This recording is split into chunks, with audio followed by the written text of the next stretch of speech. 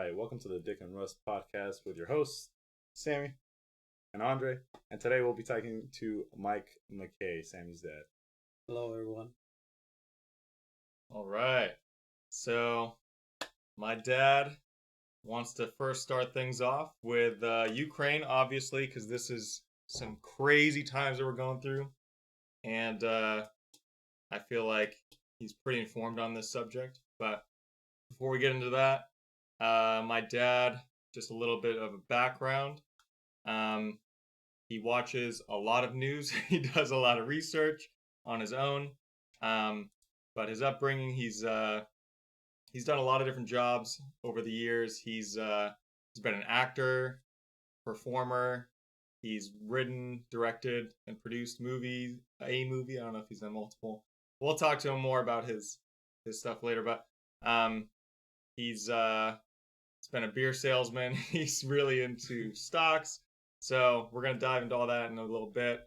But yeah, let's talk a little bit about Ukraine. So, can you give like a little bit of a synopsis of the situation real quick?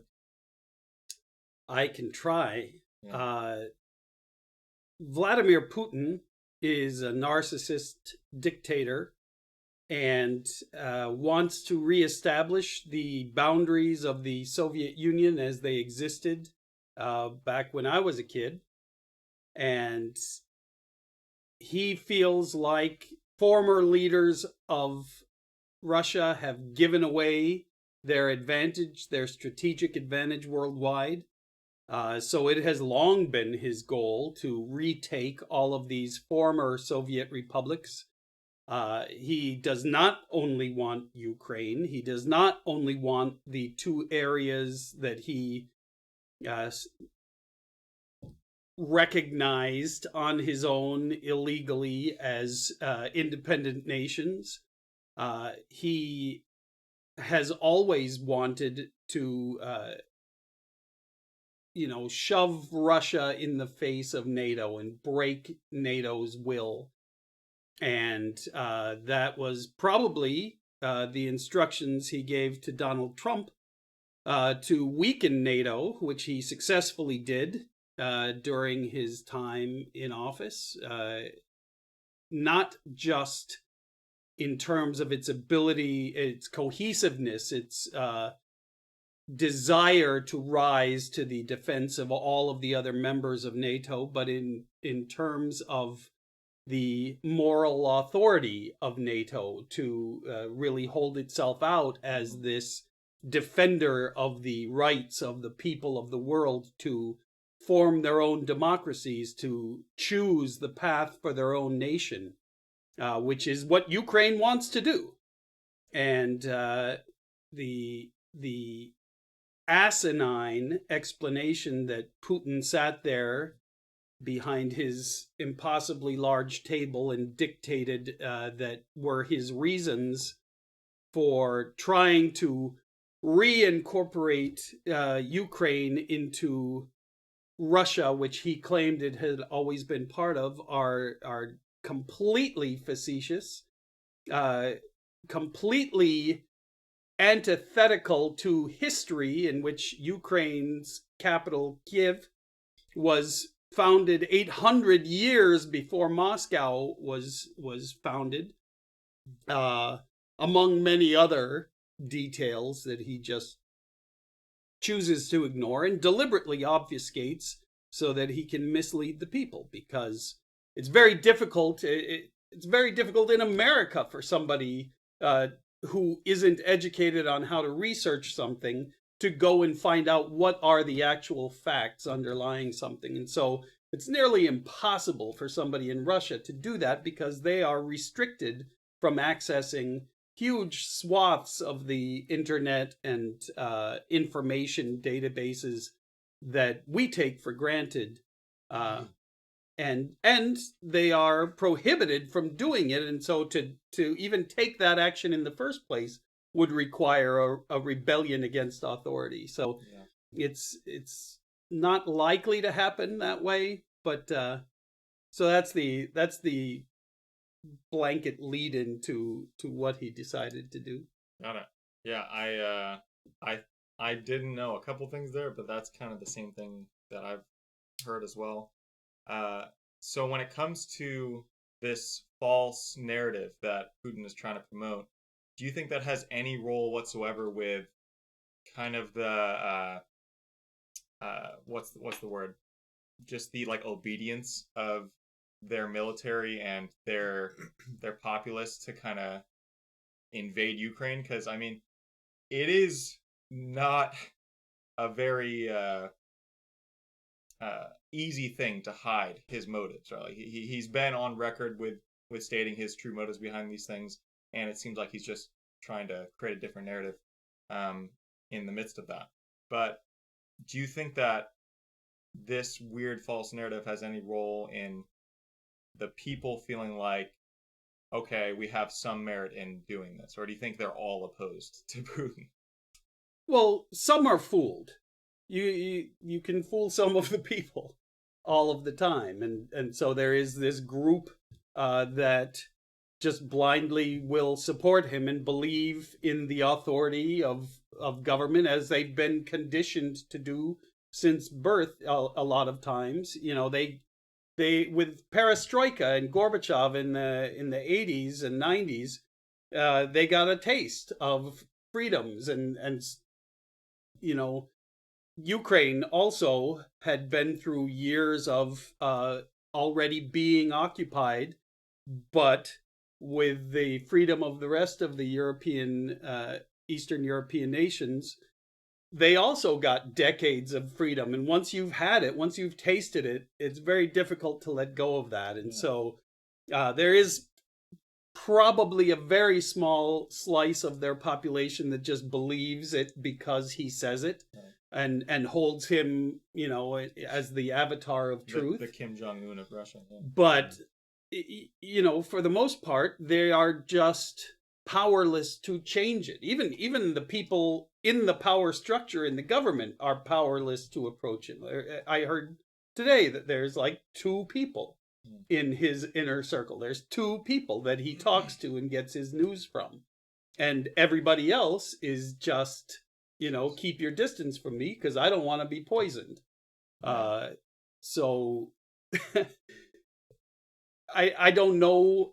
I have no idea what percentage of the people actually support the effort. I know that a huge number of them will go along with it. If you ever read Solzhenitsyn's The Gulag Archipelago, which I recommend, I couldn't possibly recommend more highly.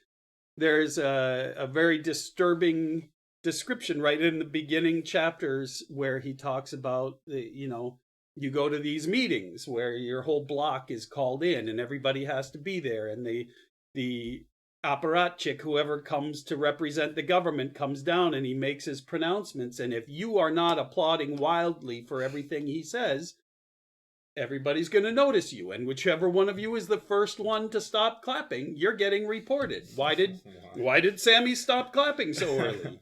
And they'll call you in, and and that might be enough reason for them to take you and haul you off to one of the little prisons that dot the countryside. Yeah.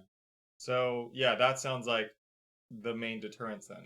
If your country is this dictatorship where you can't have any self-expression, then there really is no means of defiance allowed. If you are in the military, I'm sure it's probably a similar thing. I've been hearing you can get picked up off the street and say, like, you're now a part of our militia and you have to go and do this or else you're going to go to jail and potentially tortured and that kind of stuff. So that is just unfathomable. And it kind of brings me to the next thing that we talked about earlier, which is it's a really hard thing to deal with for nations like us when you see that the citizens and even the military, what kind of options do they have? Like, how demanding of a moral system can we have where these people really by no fault of their own just happen to be in Russia and just happen to be recruited and don't have any say in the matter, and we're gonna provide military to be killing these civilians, these innocent people, just because of the whims of a couple people like Putin and his party. And it makes the whole idea of, potentially going into nuclear war a lot more difficult, when you consider that. So yeah, I think which is why any sane person does not consider the option of nuclear war. Putin may or may not be sane. He certainly may calculate that the image that he's projecting of the person who might be willing to engage in a at least a limited tactical nuclear engagement might be enough to quash any ideas on the part of NATO to be more involved than they already are. And hopefully that's as far as it goes, is that it's just a tactic on his part to try to intimidate and terrorize. But at the same time, on the other side of the coin, it's hard to imagine that somebody would make the calculus that it's worth retaliatory nuclear weapons against them if they were to use them. But those are the discussions that have to be had, because once he starts alerting his nuclear forces, you cannot ignore it. You have to respond, and there is no simple response to that. I mean, whatever it is certainly going to hurt people in the military who don't want to be there, and populations who are completely aligned in purpose with the people of Ukraine. They are the ones who will suffer, just like they're suffering the economic repercussions now of the sanctions. He doesn't feel it, and he doesn't give a damn about the people who feel it. The only question is, how much suffering can he allow them to endure before they riot openly in the streets and start killing his ministers and really bring danger to his leadership? Because that's the only question is, what do you do when you're the king and the peasants are revolting? Yeah. So now that we've got the problem firmly established, what kind of solutions do you think personally the U.S. should be, or I mean UN at large? Right. What kind of solutions do you think we have? Especially having been in the military, right? What's your take on U.S. military involvement in Ukraine? Yeah, well, if we just right off the top, you don't ever want it to get to the level of military involvement. The equipment that's at the disposal of the Russian military and his willingness to use non-conventional weaponry is off the charts. And there are, he has 2 million reservists in addition to probably 900,000 active duty. That is a force that it would be extremely difficult even for NATO to go up against, and would cause, again, a lot of collateral damage to a lot of people who should not be involved in that. And so militarily there are things you can do in terms of positioning forces, as we're doing. Hopefully we are going to do a lot more of it, and hopefully NATO will do a lot more of it, because the more and broader the response is, the more impactful it is. We had 81 nations sign on to the meaningless attempt so far in the United Nations to try to condemn their actions. We have, I think, 30 nations that have signed on to the economic sanctions so far. If we can broaden that to 150 nations, then you really will get things squeezed down to a point where I think even he has to take it seriously. And prior to the sanctions, I would have said I hold very little hope that sanctions will have an effect. but already seeing the effect they've had on their economy, on the rate of the ruble exchange, on the interest rate which they have to use to borrow money, on their international rating to qualify to borrow money, on their stock markets, which didn't even open today because they knew it would just be further decimated. You know, it cannot help but have an effect because his primary support are a very small pocket of billionaires and, you know, primarily thugs and mobsters who have profited off of all of the work of the people of Russia, ironically, which is supposed to be this, you know, this communist system. That's the problem, is that communism is a great it seems to look great on paper, but when you try to implement it and it comes in contact with human beings, it cannot function. And only those who have never seen it and the devastating effects of it on a country would ever even consider it as an option. On that note, I remember you saying that Trump outed himself as a fascist by the statements he made about Putin's moves into Ukraine being genius. Can you kind of elaborate on what you mean by that? Like, how was he outed himself as a fascist? So, my definition of fascism is a willingness to believe that the only deciding factor in a confrontation is who is stronger, who has the will, who has the strength, who has the ability to cast aside all other distractions and just take it to whoever the opposition is. And that should be the determining factor in who wins. But that's a load of horse shit.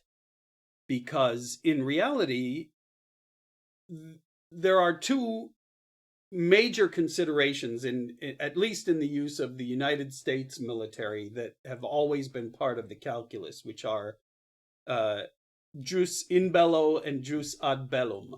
They're separate and related concepts, which mean that you have to be fighting for something that is worth fighting for. There has to be a just cause. If you're going to engage somebody in combat, you have to have a just reason for doing it. And then, when you do it, you have to conduct yourself in a just manner. You cannot salt the earth and poison wells and leave things like a nuclear wasteland. You cannot do that just for the principle of winning, even if your cause is just. You have to have both of those, or else you don't have a just reason to go to war. Trump doesn't give a shit about any of that. Doesn't understand it, wouldn't understand it. Guaranteed he's never considered the concept. The question is, can I get it? If I can get it, then I have to get it. You know, it's kind of like P.T. Barnum's idea that, you know, it's my moral obligation to separate a fool from his money. That I think is Trump's modus operandi, is that he just sees the transaction of, look at this, it's exactly what he said. Look, he's getting a country for a few dollars worth of sanctions. Who wouldn't do that? Literally everyone in the world, except a narcissist megalomaniac dictator who thinks he can get away with it. That everybody else would think about, what are you doing? How many people are you going to kill and disrupt and throw out of their own country in order to achieve your objective of probably raping their land for resources and living off of the essential slave labor of the people, so that you can feed your own people, because for 22 years you've driven your own country into a shithole. Okay, I get it. That was quite the rant. Okay, so we're gonna keep it on Trump because I know that you have a lot of passion on this subject, And I do still feel like it's relevant, even though it's not a president anymore. I think Absolutely relevant. Yeah, not even like Trump himself having an effect, but what he's put into effect needing some addressing still, obviously. So what do you think Trump has done that has so irreversibly damaged this country with regards to our our division amongst ourselves and our inability to trust uh, authority, particularly scientists, people who would presumably have no motive to lie, no motive to deceive. And what do you think Trump's role in that has been in the U.S.? Well, his role is, as all presidents have the role, of being the first person that people look to as the exemplar of how should I behave. You know, when he calls people names, when he mocks the way they pronounce their own names, when he shows that bullying can be successful, he sets an example that a lot of people will want to follow. And that just ties in with the whole fascism idea is I can intimidate you. I can sneak up behind you in a debate and lean over your shoulder and use my size to intimidate you. That's a crappy tactic, but it can be effective. And so people are smart enough to look at it and see, look, it's working.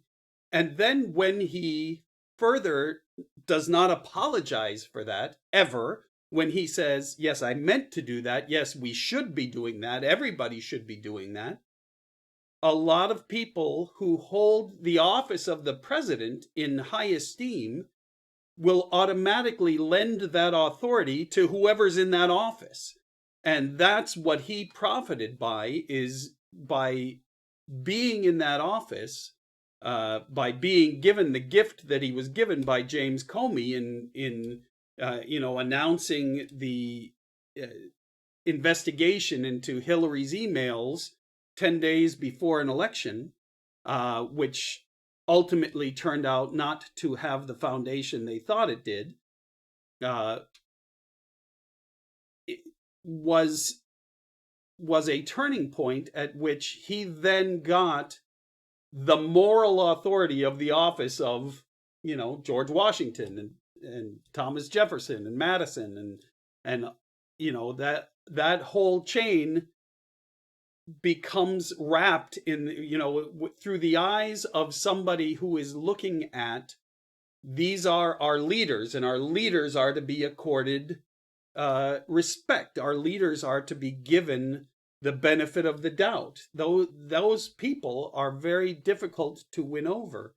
But you said something in asking the question. You said it was irreversible damage, and I don't believe that at all. We've been through a civil war.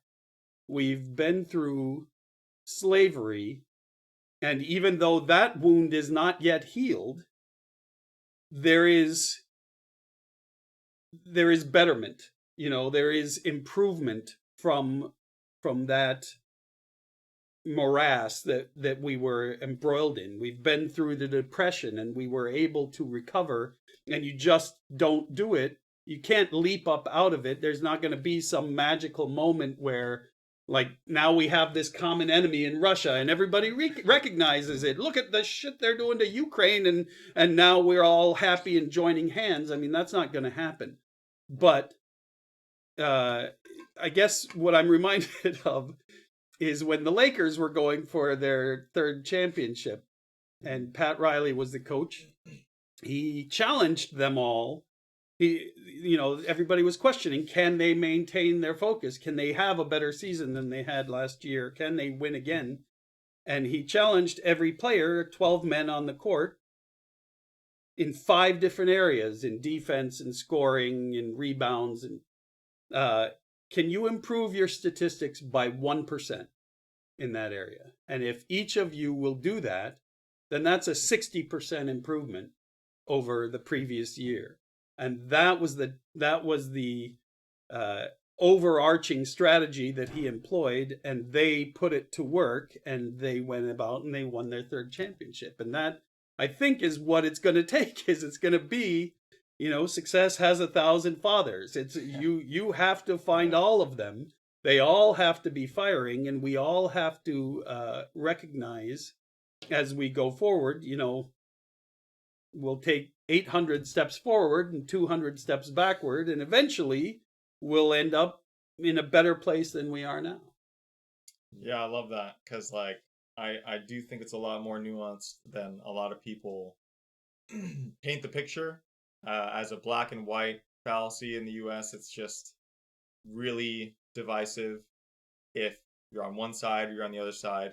And I think we need to get far away from that notion. We need to get more specific with things, and within those nuances, I think that's where we're going to start building progress and finding more unity with each other. And I think all it is just getting people to acknowledge what's already in them, what's already there. I mean, if you ever read the book Everything I Needed to Know I Learned in Kindergarten, those are the lessons that Trump essentially ripped all the pages out of that book and used them to wipe his ass. Though that's what happened, is he's like, no, you don't need to share. No, it doesn't matter that what they're proposing in this instance is actually good for America, including good for everyone in our party. We still have to oppose it because they proposed it. And that's the kind of thinking that just has to be broken down and readdress those ideas of just be kind to people, love your neighbor. Whenever there's a massive tragedy like an earthquake or a flood or a tornado, nobody's asking, are you Republican or did you vote for Trump or whatever. That stuff goes all out the window, and it's like, oh my God, your baby is 400 yards away, and let's go find it. Let's that energizes people, and that's what's in Americans' hearts, and that's what we just have to tap into on a daily basis, is to remind people this is not about a person, this is not about a party, this is an idea that it's not even about America, as demonstrated by Ukraine every day. This is something that the experiment that the founding fathers came up with bled over into the entirety of the world, and has the potential to allow people, ideally, all to participate, all to be protected, all to share in the incredible wealth that we can generate when we're thinking and acting connectedly and creatively. Yeah, so that is very similar to what we've been talking about with Christianity in particular. I had a podcast a couple weeks ago where the way that I look at the New Testament is the way I think Jesus told us to. And he said the two greatest commandments are to love God and love your neighbor. And I think we all have a very common core to our moral worldviews across the entire world, right? You mentioned it yourself. It's like these outliers, these people that are outliers who are kind of just poisoning different things in our cultures. But if we can just get back to the foundation of everything and stop, worrying about all these differences. This is his saying. He says this all the time: focus on the similarities. And if we can focus on those similarities in particular, like, what are we actually after here? I think a lot of this conspiracy obsession, this opinionated culture that we're now a part of, I think will no longer have its fervor. It won't be as debilitating for our culture as it is right now if we can just focus on what actually matters here. We care about freedom, we care about rights, we care about pursuit of happiness, the things that the founding fathers really tried to lay out. And that's why everyone is so invested in what's happening in Ukraine. There's something fundamental to everything that's going on. And I think, that is probably what I would agree is maybe the best thing to kind of get everyone on the same page here, you know?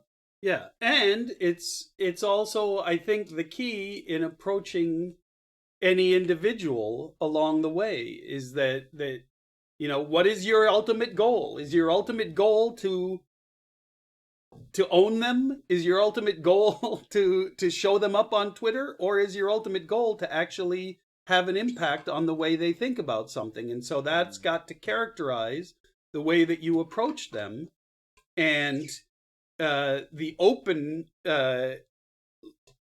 area that you leave them to maneuver around in as you discuss something, so that you don't try to jam them into a corner, that you give them an opportunity to find it and to find that common ground, and then together you can move forward. But if you approach everything in this kind of confrontational way of it's either yes or no, on or off, then you can never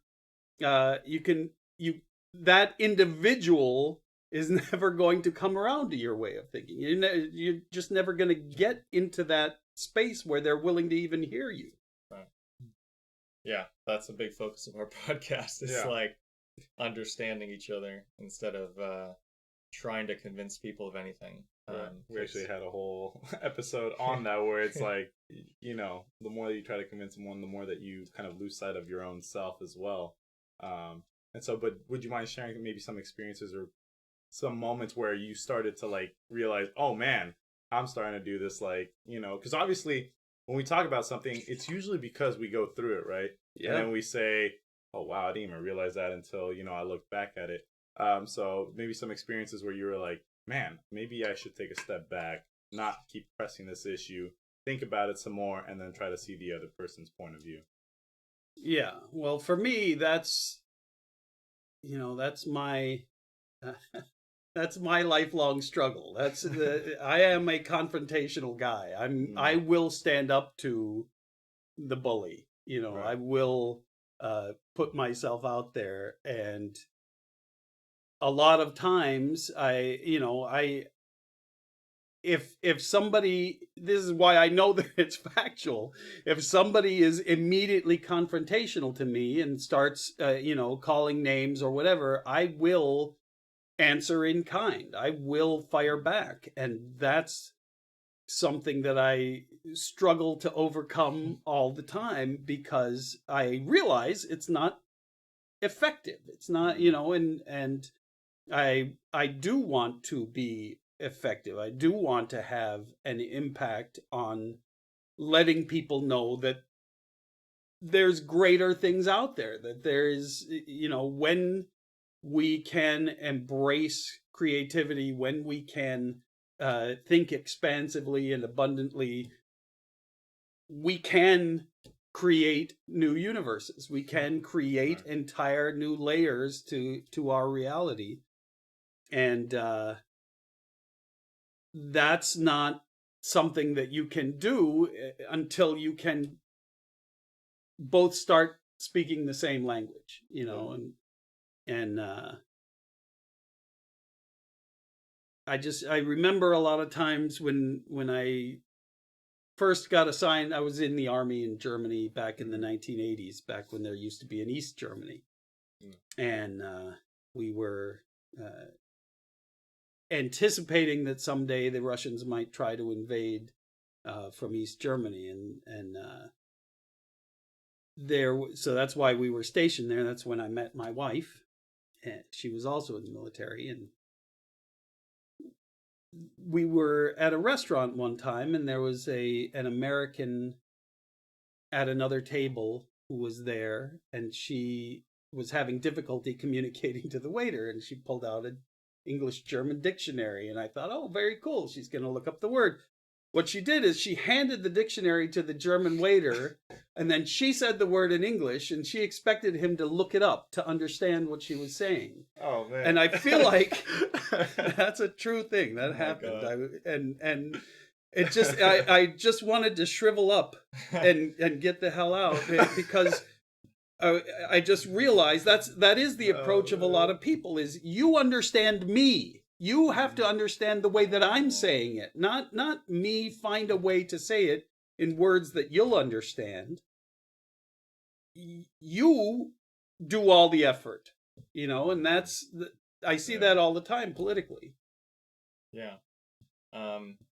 This honestly reminds me a lot of like Gandhi's approach in India, where there's at least some similarities here, where he kind of not only gave an example to the oppressors of was it Great Britain? I can't remember the exact terminology there, but he gave an example of how to love someone who's oppressing you, but also it showed them this is the lengths that you're going to have to go to really defeat us. You're going to have to beat us, and we're going to let you do it. We're going to let you find out the most evil parts of yourself in order to win. And that's the only way you're going to win. And I think the similarities here are, instead of always trying to be an outward approach, like, I need to convince you of something, I need to show you the truth here, I need to brute force this thing into you. It's, no, let me show you the way that I want you to act. Instead of just trying to combat you the whole time, I need to be the example to start. It can't be this stupid retaliation game back and forth. It needs to be, I'm going to be the example first. I'm going to let you feel like you're the aggressor. You're going to feel like you're this brute who's just incapable of having an open mind. That's not going to be on me. And it's going to be on you whether you want to embody that, lifestyle, that oppressive lifestyle. And you're going to recognize it just from communicating with people who are like Gandhi in that aspect. And I think that's a really cool similarity I was noticing there. I think that's essentially, that's moral leadership.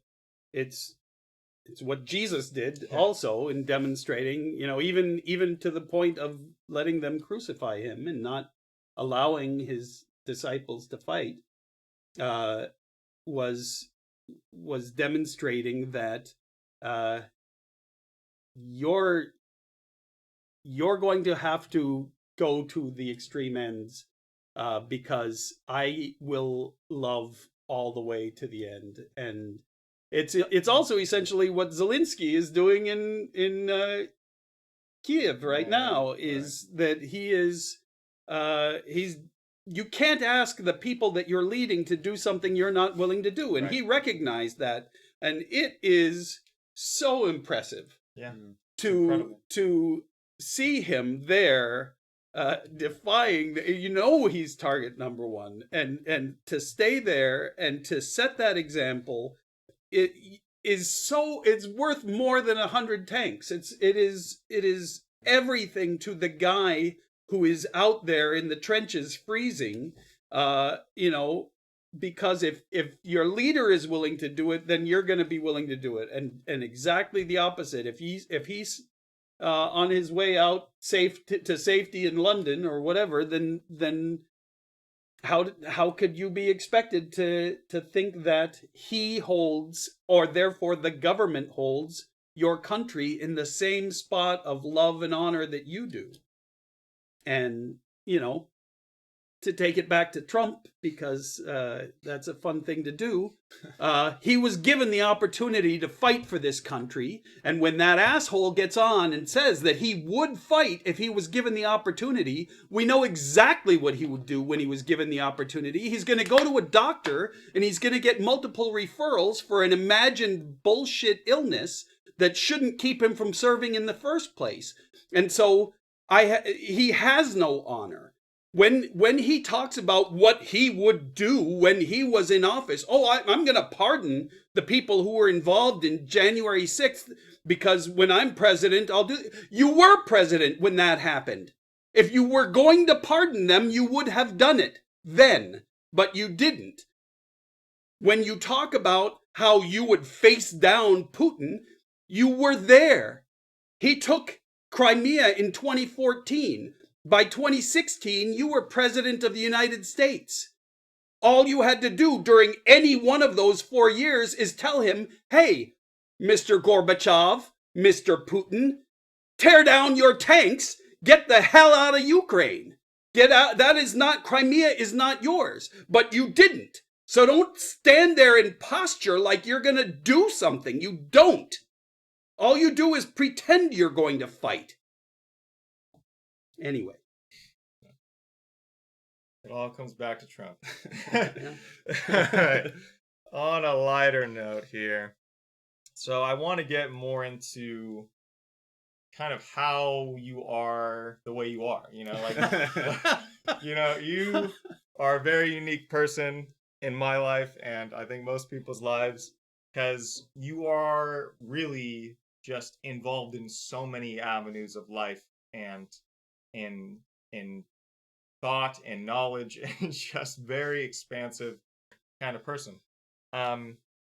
So what have you done throughout your life in terms of, careers, work, schooling, that has brought you to today? And what are you doing now? It's funny because when we first moved here after having been in the army and came out here, and I auditioned for a play and got cast in it, and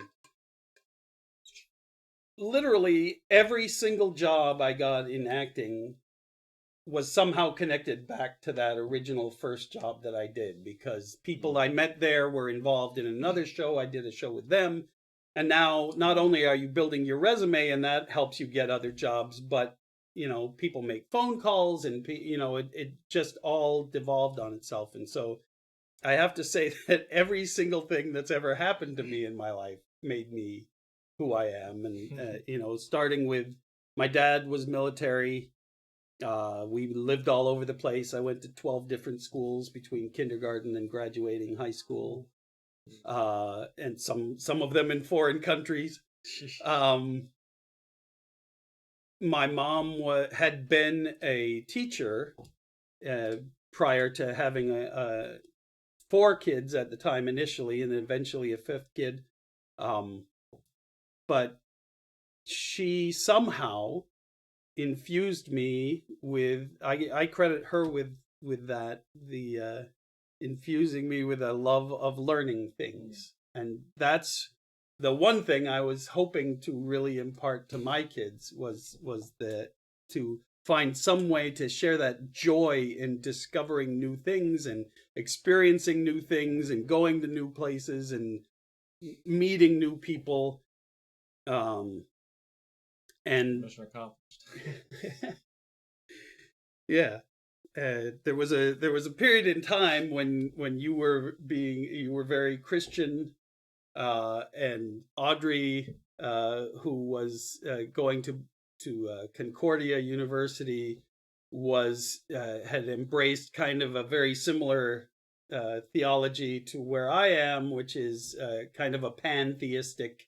There's value and truth in all religions, and we need to try to find it. And then Mikey at the time was an avowed atheist, and I just felt overjoyed by the fact that you had each found your own path, and that somehow I had not imposed my dominance over your choices, which is what I didn't want to do that. But we grew up at a time when my dad was in the military. They were not paid well. My mom, as I said, had 4 kids. He got assigned for a year in Taiwan and a year in Vietnam, and she was left alone with 4 kids, and we would go to the thrift shop, and that's where we would get all our clothes and be mocked in school because of it, and eat 1 slice of cheese or 1 slice of bologna between bread when we were growing up. And because of that, and also because both of them were born during the Depression, they had that very Depression era mentality of you work your way out of it, and so from a very, I was a paper boy, I think probably starting from the time I was 8. I worked as a janitor. I worked as a dishwasher. I worked as, every role in a Mexican restaurant, in a kitchen. So I did a lot of things before I went off to college. and I went to Notre Dame, and I was originally studying to be a doctor. I wanted all my life, up to that point, to be a surgeon. And then I took organic chemistry, and there was just something about organic chemistry. I just could not understand it. You're not alone on that. I went to extra tutoring sessions, and the professor convinced me to stay in the class and through the first test, and then if I didn't do well on the first test, that he would allow me to drop the course. And so I got a 4 on the first test out of 100. Oh dear God! I got a 4. I got partial credit on one course. Oh no! And it's the only subject that I just have not been able to. I have never gone back. I've always had it in my head that someday I'll go back and I'll see if now, with a slightly more disciplined brain and approach, I might be able to understand it and contextualize it. But yeah, and so that convinced me that I should become an English major, which I love and have used literally every day of my life. So I think doing a lot of job. I went out from college, went into the military directly because they mainly paid for Notre Dame, and was assigned in Germany, and just had kind of discovered along the way that I knew how to learn things, and the Army is really, really good at teaching you that you don't need to know how to do it. You'll find a way to rig it. When you're in the field, you find what they call a field expedient solution. Maybe you don't have wires, and so you find something else that will conduct electricity, and you put something together. And that definitely infused my mentality when I came here to try to break into the acting world, and took on, I worked at the West Hollywood homeless shelter for several months, and assembling a book at that time. This is pre-internet days, that encapsulated all the different resources available to homeless people there, and then started learning how to customize relational databases and build web pages as those things came along, and got involved in computers kind of early, although not really early in the overall picture. But I was able to follow along with computers for quite some time, and help reprogram my own machines so that they worked in the most effective way possible then. And then, files just proliferated, and the technology went beyond my common expertise. But I still feel very connected to computers and computing, and so that's a rare talent for somebody who is connected to acting or any of the performing arts. I mean, those are not traditional things to find in common. So that's what kind of has led me to explore various other things. I don't like to answer to authority ever since I left the military. Yeah. I had at least 2 very poor commanders who scared me that I might be forced to follow them into battle, when I knew they would make bad decisions because they were not taking into account all of the things that I thought ought to be considered.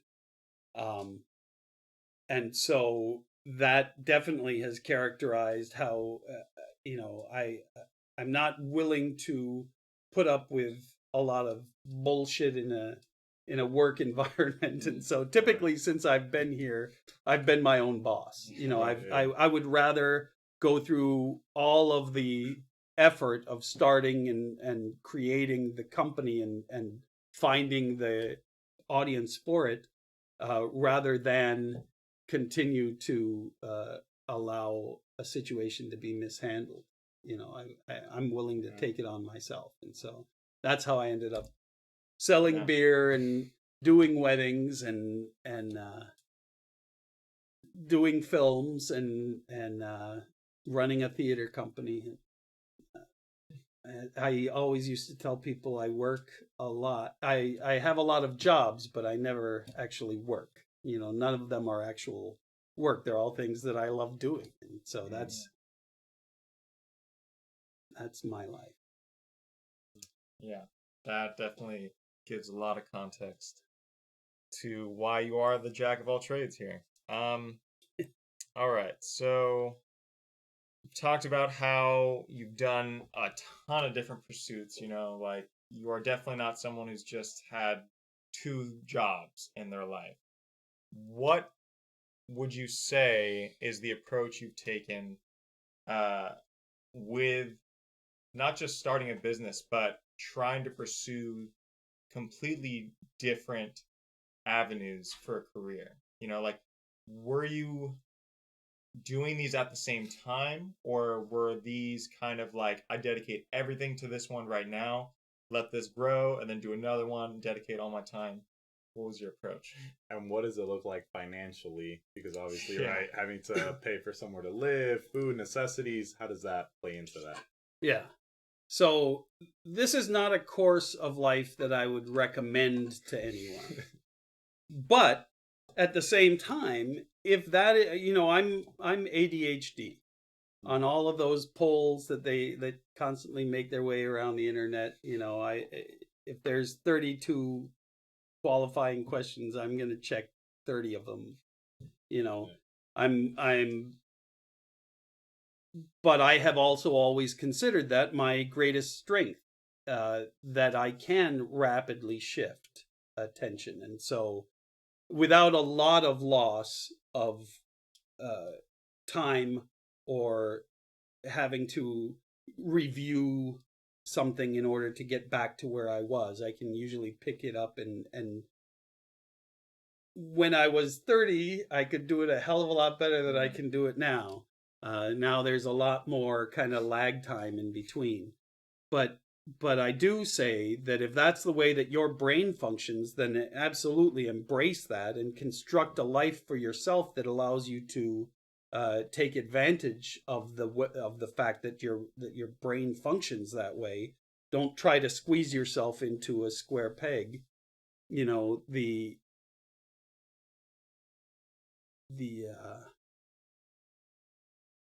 I forgot what the thrust of your question was. Yeah. So kind of like the approach that you took to go through all these avenues. Like, was it because I mean, what you just talked about is basically a good summary where you were able to kind of separate your time into many approaches at the same time. What was it like financially? Like, what was the main guiding, like, I guess, provider for that? So luckily, I was not alone. I had met my wife while we both were working in the military. We put away my salary entirely every month and lived off of her salary when we were first together and still both in the military. Once we got out of the military, she got a real job that paid well. And so I was given the freedom to explore and to not feel that weight of having to be the provider. When we discovered that she was pregnant with Sam, everything kind of went on its head because at that point it had been a couple of years since Mikey and Audrey had been home, and I had devoted those years to really kind of making a lot of progress in the film world and television, and I was getting better roles, and I had made better contacts, and I didn't want that to stop. And so at that time, Louise was going to stop working, and she said, you're going to have to, at this point, you're going to have to provide. And that kind of just shifted the focus. But I wasn't willing to give that up in order to stay home and be the stay-at-home dad at that point. And so for a long time, for a number of years, she was home, and I started my murder mystery entertainment company, and came up with, I had 2 partners, and we built a really wonderful, growing, functional company that gave employment to a lot of people, and allowed me to really develop my abilities as a writer and a director and producer and performer. And then a variety, in the recession in 2008, things with corporate parties took a different turn. And so parties that we used to do for 200 people or for 2,000 people suddenly became a party for 30 of the top managers, and no spouses or family invited. And so things, that was the writing on the wall then. And that's when I kind of shifted my focus to concentrate more on the film. And I ended up making Lake Effects, the film that we shot in Virginia. And subsequent to that, it's just been more of the same. Is, what is the world handing you? Whatever the situation is, there's a way to dive into it and thrive. And so that's what I try to find. So when it comes to like any tips you'd have, because I think I'm built in a very similar way, where I find myself very very strange that I am this way now, because I feel like my whole life I had like no passion for anything, and now I'm like, I want to do everything, and I don't have enough time to do everything. And I'm trying to like find ways to make not just a business, but like, this growing like knowledge of this, this hobby, and maybe trying to turn it into a business. But what tangible advice would you have for someone who's trying to pursue many different things, but has a hard time like time management, or finds themselves like pursuing something, but all that work doesn't really come to fruition? What do you do that kind of helps with that, like the sunk costs? Well, the first thing I do is every morning I do morning pages, which is something that I found in a book called The Artist's Way by Julia Cameron. The morning pages help me quiet my mind, help me get rid of the thoughts that are not really productive. You're just writing down stream of consciousness. You're supposed to do 3 pages by hand. I figured out how long that comes out to on a computer, because computers are where I work traditionally, and so I have no compunction about doing my morning pages on the computer. But it helps me prioritize. It helps me create lists. I am constantly making lists and refer frequently to those lists, whether they're long-term or just these are things that have to be done today or this week. I would suggest that to anybody, to use the lists. I used to adopt the tactic of Stephen Covey, who suggested that breaking your to-do list into 4 boxes, so that based on whether are they urgent or not urgent, are they important or not important. I feel like I've done that without reading anything. I just started doing it because I'm like, I have 15, 20 things here I gotta do that I all want to do, but I'm like, I can't. I'm gonna die. So Yeah. that's I just started doing that. And what happens is most people spend all their time working on either the tasks that are important and urgent. It's the box one tasks that take up almost everybody's time all the time. Otherwise, you're spending your time on things that are not urgent, not important. That's pencil sharpening and let me sweep this up, and things that you just do to delay getting into the really hard stuff.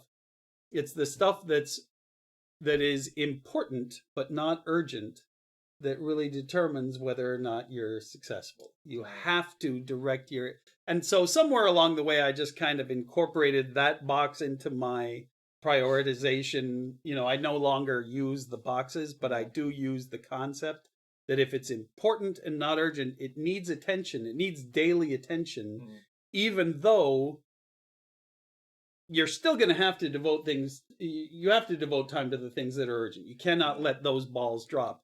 But you must dedicate time to research, to learning your craft, to creating relationships, to going out and just exploring and having fun and filling your in my case, your artist's reservoir of imagery. Whatever you do, you've got to find that input. And those things are as important as the things that are urgent, and they're easy to drop until they become urgent. And so if you can head those things off before they become urgent, no matter what you do, you're going to be successful. Got it. Yeah, that's really helpful for me, because I only just started taking notes, or making lists every day and trying to prioritize things, and because I found myself, I have too many hobbies. I have too many things that I find interesting, and trying to balance is the hardest thing for me. Trying to balance relationships with my greater overarching work passions that I want to get towards, and where I'm actually working right now, and all my hobbies. So yeah, that is very important to me, and I imagine to most people.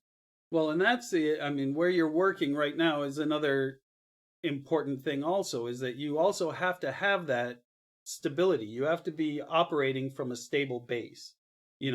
Whether you're lucky enough to find somebody who is willing to be that financial base for you while you go about your explorations, or whether you create that for yourself to the point where you are confident that you can go out and do your explorations. That has to be there. It's like, as a lifeguard, you have to be strong enough as a swimmer to know that you can take on that additional person and still maintain control and actually help them. You can't swim out to them and allow them to overwhelm you, which is what I think a lot of people try to do, is that they try to get involved in something before they have enough understanding of it. And also, just don't take on the riskier aspects of it until you have built up that reservoir. Yeah. So don't just quit your job and leap into something that you don't know how to do. Find out if you are interested in it by researching it and trying to see practical ways of making it into a hobby or a business or anything like that. Before you really take that risky step, which is quitting what you have right now. It's partially. There comes a time when you just have to leap. There's another phrase in the Artist's Way where she's quoted. I can't remember who originally used the phrase, but leap and the net will appear. Which is kind of related to the concept of when you are ready as a student, the teacher will appear to you. Okay. That it's kind of the similar idea of all of the groundwork of preparing yourself has to be there so that you feel like you can leap and trust that the net will appear. And then if the net doesn't appear, yeah, it might hurt, and you might even injure yourself, but you're going to recover, and you're going to get up, and you're going to get back on, and you're going to try to leap again uh, because you're ready for that, and eventually the net will appear, and you gotta take the risk at some point, but yeah, I have always advised people to, while you're working on one project, is the time to be looking at the next project and setting it up and getting those pieces into place. If you let yourself finish this and close it off and deliver it, and now, okay, now what am I going to do? And now you have to take all those steps to get the ball rolling, and that's too late. You have to, all of those pieces have to already be in motion so that you can then put that one away, and now this has my full attention. Got it. That's a really good analogy. Okay. Let's go on to what brings your life the most meaning. Like, is there some core to everything that you're doing here that gives you the most satisfaction, joy, fulfillment? What is it that gets to you? Yeah, well, certainly, as I mentioned before, the great joy that it filled me with, that you three had kind of, my three kids who are now adults, had kind of found their own paths from the time that you were very, very, very young, and establishing your own personalities and finding and learning, and that's that by oceans and miles has been the greatest joy in my life. I mean, and that's whether there's not, it's not that I'm looking at uh like some sort of longevity because my children will have children or something. I just don't feel like that's really in there, but just I feel like, well, okay, let me back up to making the film Lake Effect. I feel like literally everything I ever did in my life informed how I was able to communicate with people and prioritize things, and all of the stuff I learned in the military in terms of logistics came into play. Everything I'd ever learned about art or cinematography or going to the movies or enjoying a performance, all of that resonated in building that production. Well, to the same extent, but on a daily basis and for the entirety of our lives together, I feel like that's been affected in did I achieve what I wanted to achieve in being a good parent. The family, it has always been extremely important to me, and I've had sometimes fortunately, sometimes unfortunately, had to deal also with extended family, um, in a way, on a daily basis or on a weekly basis, to expand that, and that became at some point just as important, uh, and often took me out of here for days or weeks at a time, to go deal with those conditions. But definitely has had an impact watching dementia affect both of my parents.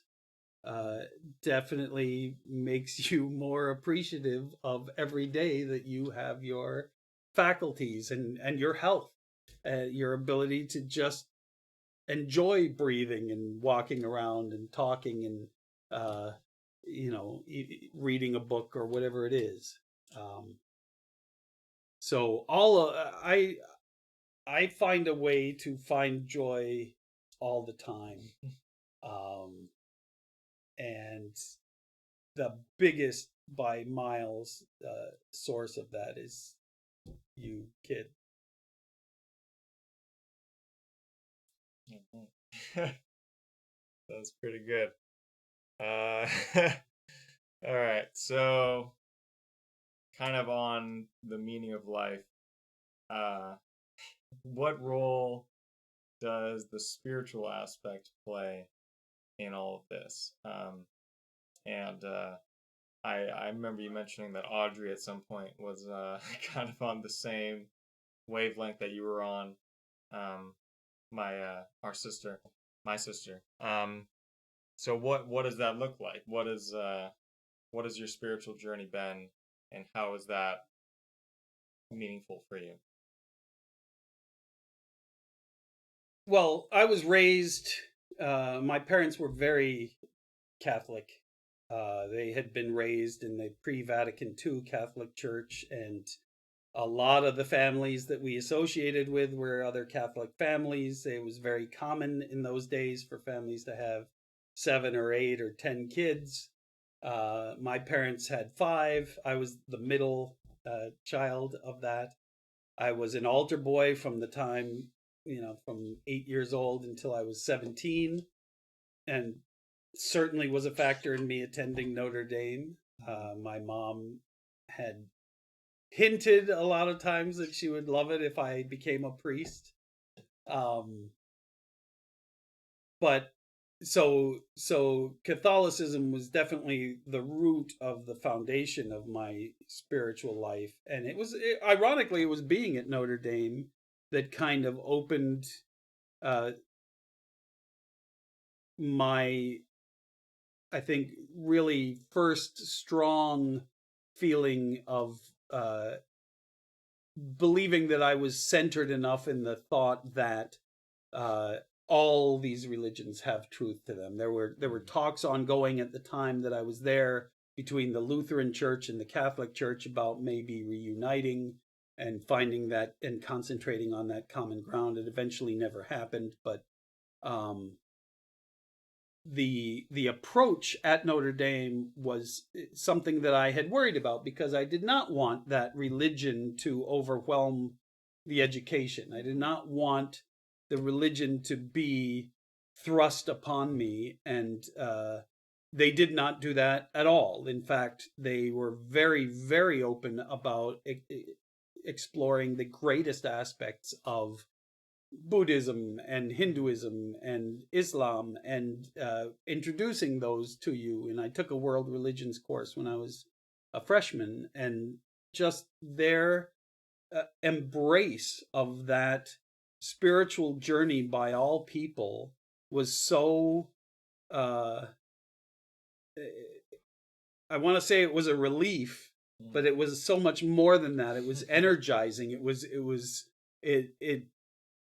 It filled me with a desire to find more ways that we had more in common with all of these other religions, and to seek out that connection with other people who were trying to live a moral or a spiritual life. And I think that it is absolutely foundational to who I am as a person and as a parent and as a worker, as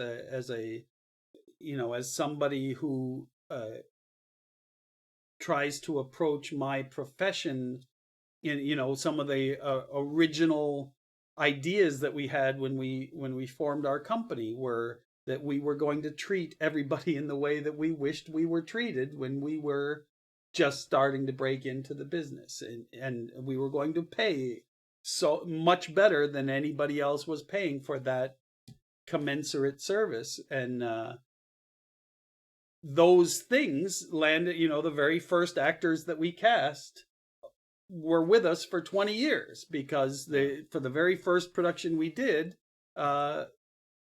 we started treating people that way and giving them a voice in the creation and helping them do that. And I think that we can understand and believe Jesus when he says, God is your father. When we're young, we look at our father and we think that he can do anything and that he has all of these amazing powers, and compared to us, that's true. We tend to enlarge that and think that they're all powerful and that they can do everything, but they don't have to be that. They can just be trying to take care of us and really, really care about us.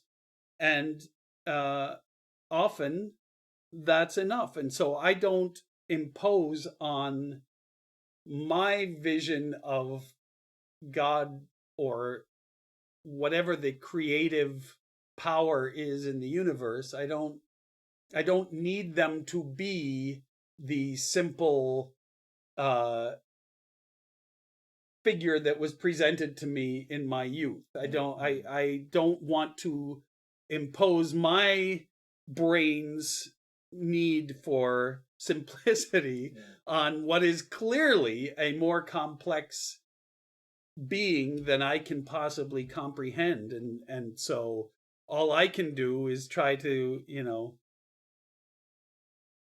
touch the part of the elephant that I'm exposed to and try to understand it the best that I can, and use that to inform how I approach the other people who are also out there trying to explore the elephant. Right. Yeah, I really like that line of thought, because I think Alan Watts was kind of the main force that got me thinking this way. Really similar to what you were just talking about, which is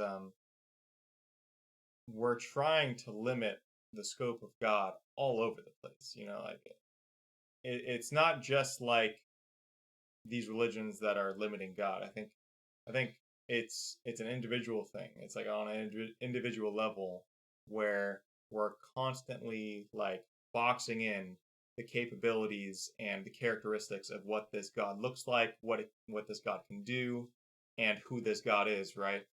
And yeah, I think what you talked about is so great. We all have some connection to this God. We all have some piece, some part of the elephant that we're touching. And the Christian is touching the trunk and the Hindu's touching the leg, and they all are blindfolded and they don't know which part they're touching. They all think they're touching something different. But I do think we are all touching the same thing in different ways. And I really like that approach of like trying to get this like box mentality of God, cast that aside, like let's really try and just embrace in the same way that you said Notre Dame did. The incredible diversity and beauty and poetry and just utility as well that each religion can offer in each depiction of God. So I really like that a lot. Yeah, so let's go on to something that is going to be impossible to answer, which is what is your take on life and death? Who were you before you died, and where do you go after you die? Wow. You can be as brief as you want. This can go on for a while. So, life and death. I have no idea what happens, and probably just within the last 5 years or so, I've become comfortable with that. That I am, if there's nothing after, then whatever. There's nothing to be afraid of. Exactly. Well, sure. I'm just kidding. Well, there is no letdown because you don't know. There's nothing to let because down. there's nothing that it's nothing, and so fine. There's nothing there to fear. Yeah. If there is something that comes after, I love the concept of again from the artist's way that creativity is the natural order of life. And that creativity is God's gift to us. And our gift back to God is using our creativity. And when whether we're creating another life or whether we create a project or take an idea out of wherever it came into our heads and turn it into something material that can better the lives of other people, that creativity, or whether it's art, whether it's just a picture, or creating a film, it, we've taken something that didn't exist and we've given it shape, and that is participation in that design. That's participation in creating our universe. And so if that's the way that it is here, I don't see any reason why it would not be more of that on a larger scale once we shed all of the stuff that's in the way of just seeing things for what they truly are. And that's what my hope is that it, you will be able to find and associate to all of those things that think and move and hope and want the same type of goodness that you want. And if you can, then that's going to be heaven. All right. I like that. That's the slightly longer version of Keanu Reeves' approach. I'm just kidding. He just said something. Everything he says is like 4 or 5 words max, and he somehow gets the point across, and you're like, what? Whoa. Yeah. Like, I think he asked the question one time. He's like, are you a lover or are you a fighter to someone? And they were like, oh, I'm a lover, not a fighter. It's like, but if you only love, like, you have to fight for what you love in order to truly love, right? And she was like, what'd you hit me with that? Just out of nowhere. But he said like 5, 6 words, and she was just, she had to think about it for a second, so. All right. So, changing topics a little bit. Looking at the state of younger generations now, and the mental health issues that are going on, and a lot of the deconverting from the idea that 9-to-5 job is like a worthwhile thing anymore. What kind of advice would you have for the younger generations for how to find meaningful work? What kind of steps they should be taking to have a more healthy mental state when it comes to social media, or their passions, etc. It can be wide scoping. But what kind of approaches do you think will really help younger generations with mental health? Well, I think it ties back into what we were talking about before, which is that kind of mentality of I'm going to confront you, I think is really, really prevalent in the younger generations. This idea, whether it's through social media or whether it is, something that they just experienced, this, they are willing to confront, which is awesome. The I can't think of her name now, the girl in Sweden, Greta Thunberg, who has been revolutionary for the climate change world, just by being dedicated to the honest belief of this is the way we should be moving forward, is fantastic.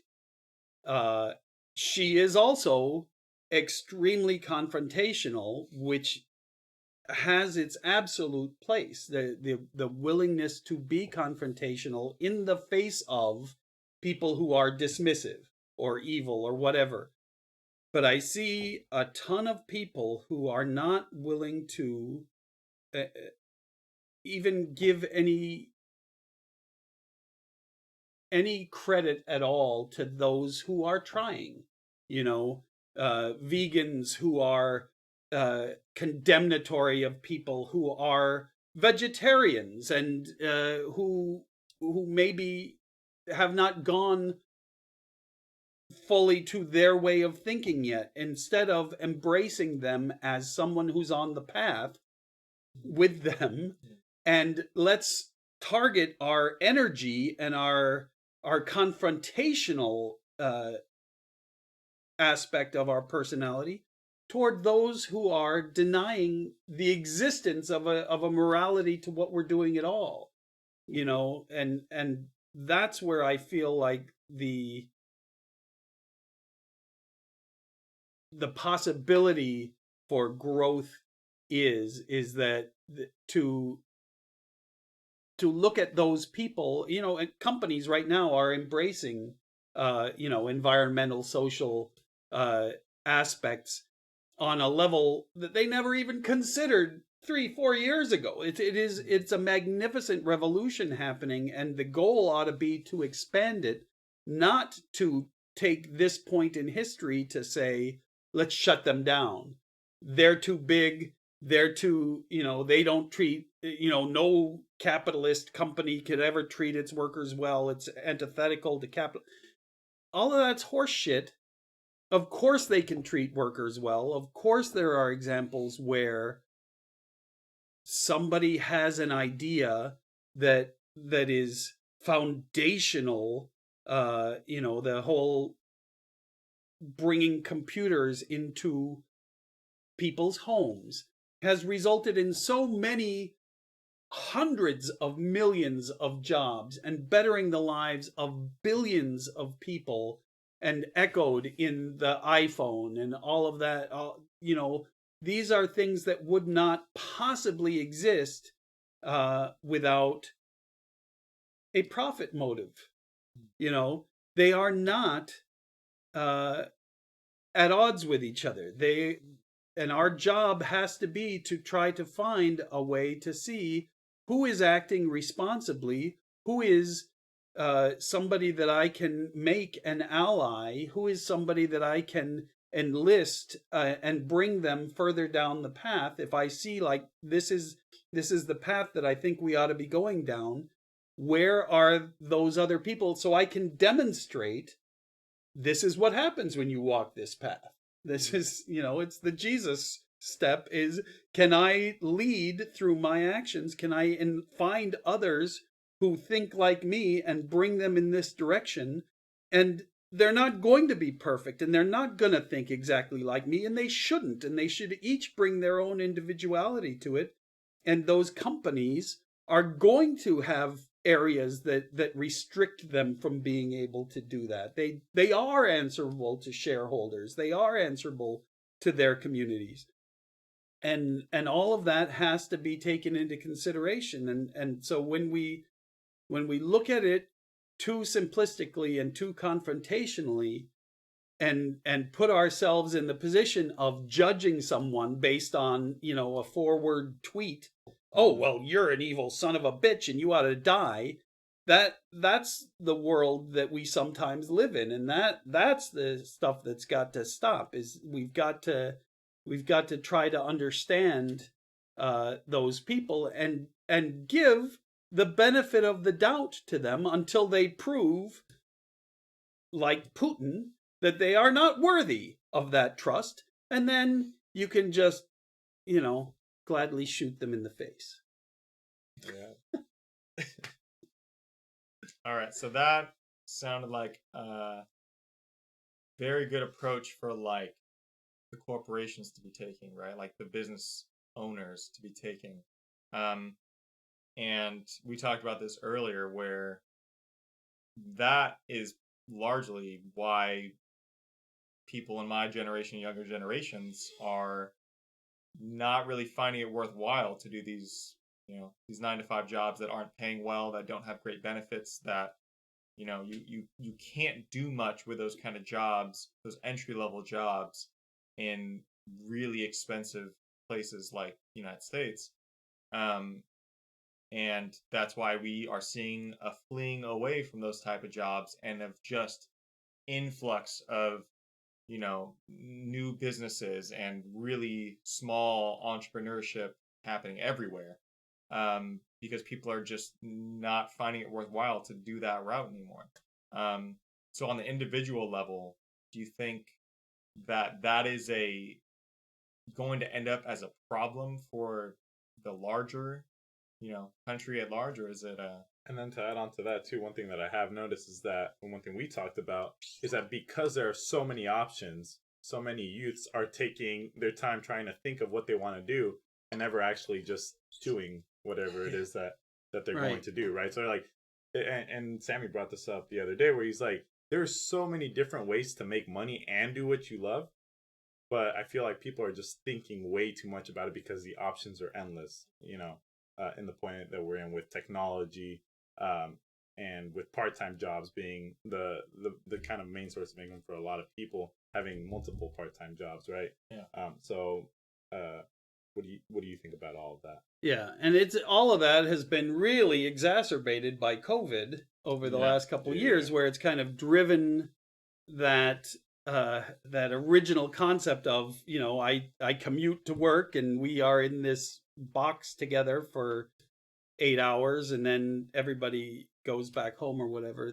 That whole thing is breaking apart, and I think that's fantastic. I think it is, as I had mentioned before, I've always embraced finding a way to to make my own business, but there also has to be a mindset of, this isn't just about you, and I don't know how much of that is infusing the thought process of, yeah, absolutely, you can get off the grid and you can live in your van and you can share a house with 15 other guys, and you don't need a lot of money, and you can get by on whatever, and just spend your day going around the internet or whatever.